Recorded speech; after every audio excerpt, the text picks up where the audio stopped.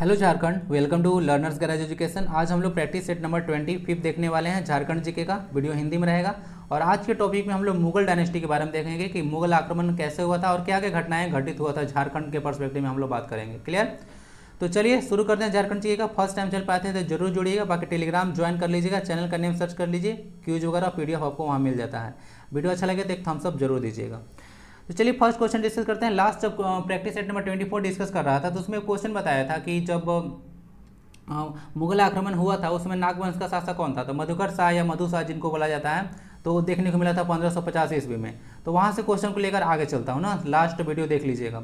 और एक पुस्तक भी है वी वीरोतम का, द नागवंशी एंड द चेरोई, तो उसको थोड़ा सा याद रख लीजिएगा। तो चलिए शुरू करते हैं। फर्स्ट क्वेश्चन, कौन मुगल अधीनता स्वीकार कर मान सिंह के अंगरक्षक दल में शामिल हो गया था। तो मुगल अधीनता स्वीकार कर मान सिंह, अकबर का सेनापति देखने को मिलेगा, तो उसमें शामिल हो गया था। कौन था वह पर्सन? कामेश्वर सिंह, रंजीत सिंह, नरपत सिंह या फिर लक्ष्मी नारायण सिंह। तो वो पर्सन थे आपके रंजीत सिंह।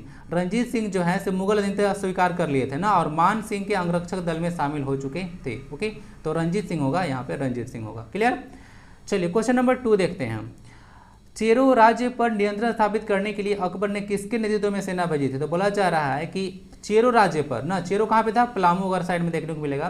तो चेरो राज्य पर नियंत्रण स्थापित करने के लिए अकबर ने किसके नेतृत्व में सेना भेजी थी? शाहबाज खां, शाइस्ता खां, मान सिंह या जुनैद खां। तो बताया जाए इसको, थोड़ा सा आप लोग भी कोशिश किया कीजिएगा कि आंसर देने का कोशिश किया कीजिएगा ना, साथ में थोड़ा सा पॉज कर लीजिएगा। ओके, या थोड़ा सा मन में ही आंसर दिया कीजिएगा। टाइम ज़्यादा ऐसे वेस्ट क्यों करें कि मतलब आंसर देते रहिए 3 सेकंड 2 सेकंड, वैसे थोड़ा टाइम वेस्ट हो जाता है।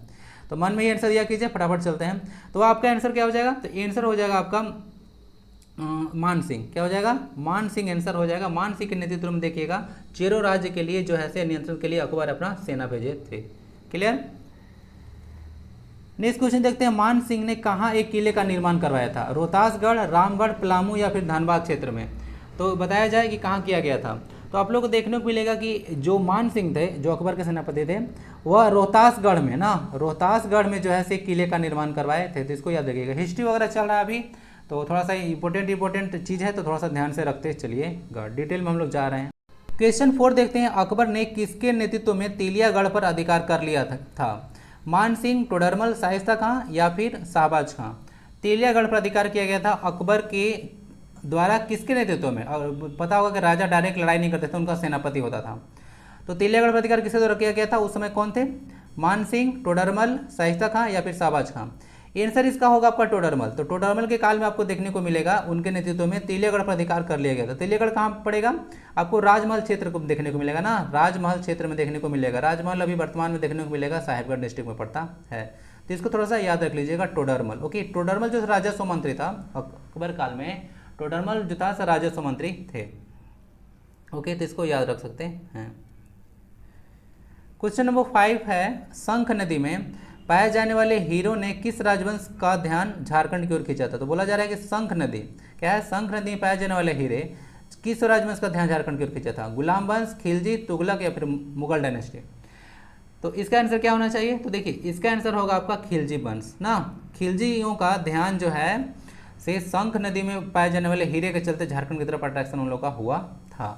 तो यहाँ क्या हो गया? खिलजी। बाकी दिल्ली सल्तनत के बारे में सारा डायनेस्टी का थोड़ा सा ऑर्डर याद रख लीजिएगा, पूछते हैं ना स्टैटिक पोर्शन में भी। बता देता हूँ थोड़ा सा। सबसे पहले आता है गुलाम वंश ना। गुलाम वंश को कहीं कि मुगलक डायनेस्टी भी देखने को मिलेगा ना। गुलाम आया था, उसके बाद खिलजी आया था सेकेंड पे, उसके बाद तुगलक, उसके बाद सैयद और उसके बाद लोधी। ओके, तो ये होता है गुलाम हो गया, ठीक है। उसके बाद खिलजी, तुगलक, सैयद, लोधी, यही ऑर्डर है आपका दिल्ली सल्तनत का। ओके, तो याद रख लीजिएगा। आंसर आपका हो खिलजी वंश हो गया, ऑप्शन नंबर बी। क्वेश्चन 6 देखते हैं। अकबर की मृत्यु के बाद किसने मुगलों की अधीनता मानने से इनकार कर दिया था? दुर्जन साल, अर्जुन सिंह, प्रताप राय या फिर मेदिनी रॉय। तो अकबर की मृत्यु के बाद बोला जा रहा है कि कौन जो है से मुगलों की अधीनता स्वीकार करने से मना कर दिया था? तो वह था राजा दुर्जन साल ना। दुर्जन साल के बारे में भी और क्वेश्चन आएगा। तो राजा दुर्जन साल जो था वह मुगलों की अधीनता स्वीकार करने से मना कर दिया था। ओके, तो इसको याद रख लिया।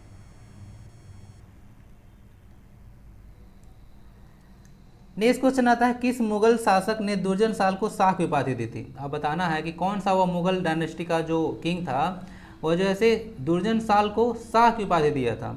अकबर, जहांगीर, हुमायूं या फिर औरंगजेब। तो देखने को मिलेगा कि वह जो था से जहांगीर थे, वह पर्सन क्या थे, जहांगीर थे। ओके, तो ये जहांगीर पर्सन थे। अब थोड़ा सा अगला स्लाइड मतलब क्वेश्चन आएगा तो बता दूंगा कि क्या हुआ था कहानी। तो जहांगीर थे जो दुर्जनशाल को शाह की उपाधि धारण शाह की उपाधि दिए थे। ओके, दुर्जनशाल को। नेक्स्ट क्वेश्चन था दुर्जनशाल ने कितना वार्षिक कर देना स्वीकार किया था। ओके, तो दुर्जनशाल जब उसको छोड़ा गया था, मतलब कैद कर लिया गया था जहांगीर द्वारा, तो कितना कर देना स्वीकार किया था, कितना कर देना स्वीकार किया था।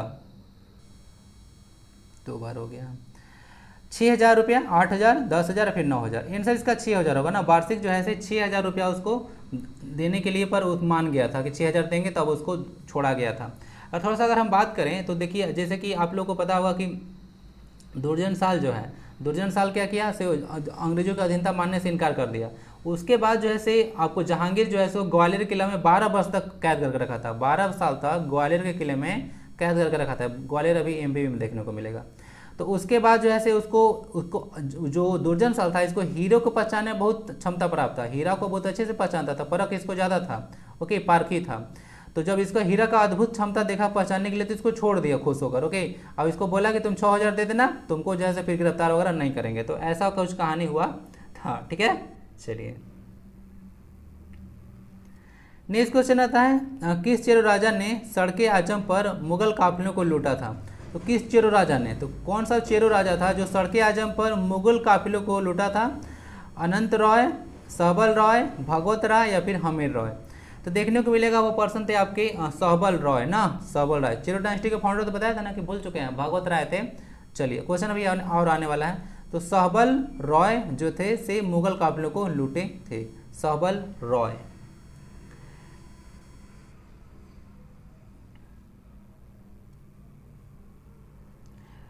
और एक चीज़ और याद रखिएगा, जो जहांगीर के समय है ना, जो अनंत राय देखने को मिल रहे हैं, वह जहांगीर के समय जो है चेरो वंश का शासक अनंत राय थे, जहांगीर के टाइम में ना। चलिए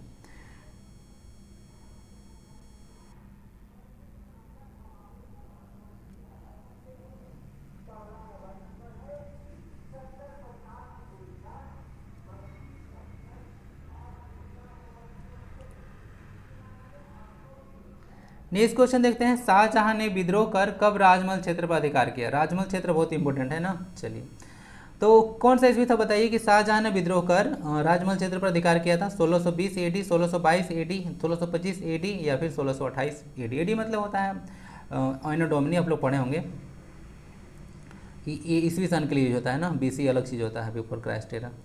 तो वह ईस्वी सन आपको बताना है कि राजमहल क्षेत्र पर शाहजहां कब से आक्रमण करके उस पर अधिकार कर लिया था।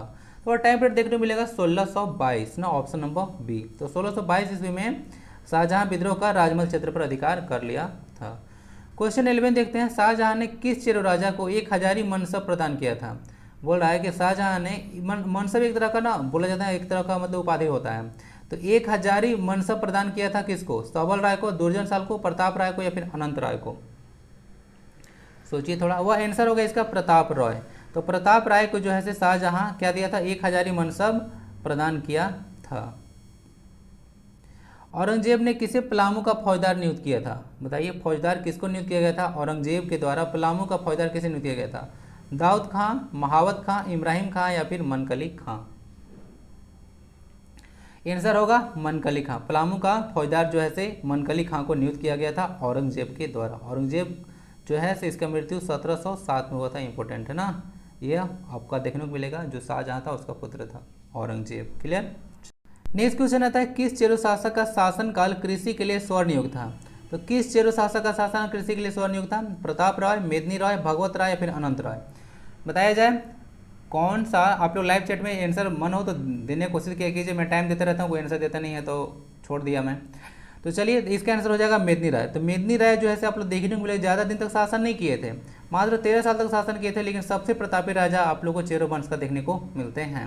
ओके, और इनके द्वारा पलामू का किला बनाया गया था ना, पलामू का किला इन्हीं के द्वारा बनाया गया था। बाकी चेरो वंश का संस्थापक यही भगवत राय थे।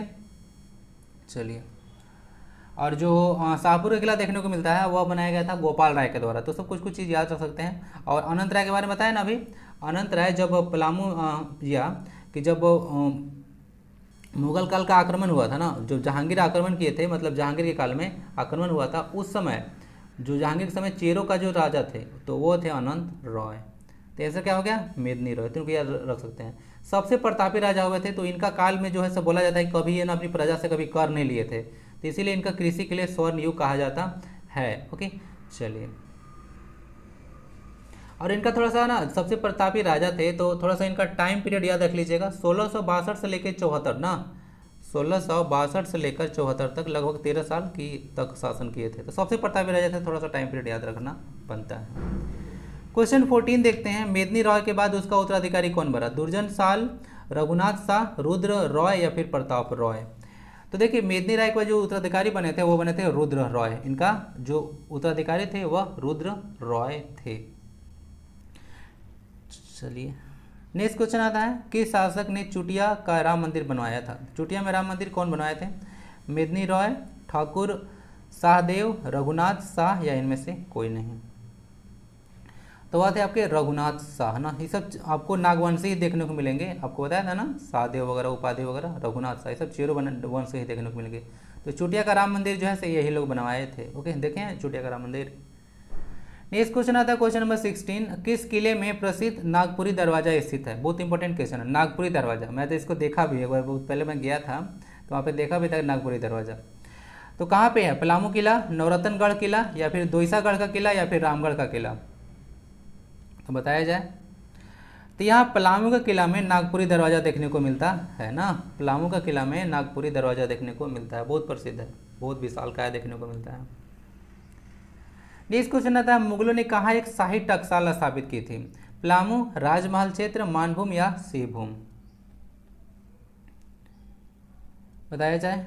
तो यार देखिए इसका जो होगा आपका राजमहल ना, राजमहल में शाही टकसाल जो है स्थापित किया गया था, राजमहल, याद रखा जाए। डायरेक्ट क्वेश्चन रखिए, बहुत सारा क्वेश्चन आ रहा है तो इसीलिए मैं हर एक स्लाइड में क्या भर भर के दूँ।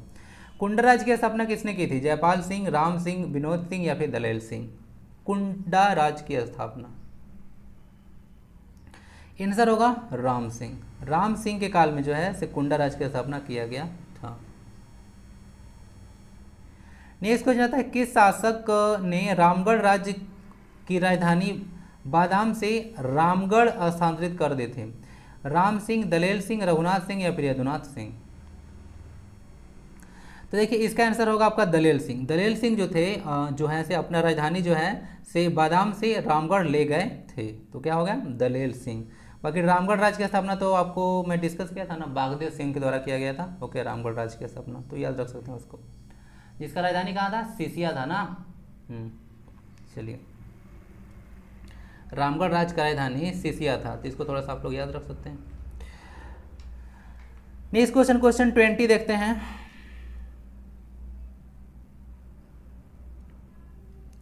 किस मुगल सेनापति द्वारा 1641 में पलामू पर आक्रमण किया गया था। कौन सा मुगल सेनापति थे जिसके द्वारा 1641 में पलामू पर आक्रमण किया गया था, शाइस्ता खां, जफर खां, दाऊद खां या फिर मान सिंह, क्या होना चाहिए। तो देखिए पर्सन आप देखने को मिलेंगे शाइस्ता खां ना, तो शाइस्ता खां के काल में जो मुगल सेनापति था 1641 में पलामू पर आक्रमण किया था। ओके, चलिए तो शाइस्ता खां वो पर्सन थे। बाकी एक क्वेश्चन यहाँ से याद रख लीजिएगा, जो क्वेश्चन जो तो वहाँ पे शंख नदी के चर्चा आया था ना, एक क्वेश्चन याद रख लीजिएगा। वहाँ पे जो शंख नदी है, क्या है, जो शंख नदी है जिसमें हीरो की जो मिलने की चर्चा है, वह जहांगीर का जो आत्मकथा है, तुजुके जहांगीरी ना, पर्शियन लैंग्वेज में है, जो तुजुके जहांगीरी है, तो उसमें से मेंशन है कि वहाँ पे हीरा मिलता है। तो ये क्वेश्चन एक इंपॉर्टेंट बन सकता है, शंख नदी में जो है से मेंशन है, मतलब हीरा मिला था, इसका मेंशन जहांगीर की आत्मकथा तुजुके जहांगीरी में है। तुजुके जहांगीरी पर्शियन लैंग्वेज में लिखा गया है ना। अकबर अपना बायोग्राफी खुद नहीं लिखे थे ना, इसको पता होना चाहिए, अकबर अनपढ़ थे, आपको पता होगा। ओके, चलिए, फिर भी प्रतापी राजा हैं, तो सिर्फ पढ़ने लिखने से कुछ नहीं होता है, नॉलेज भी होना चाहिए अपने आसपास के क्षेत्रों का। तो चलिए यहाँ तक आते हैं, जज लीजिए।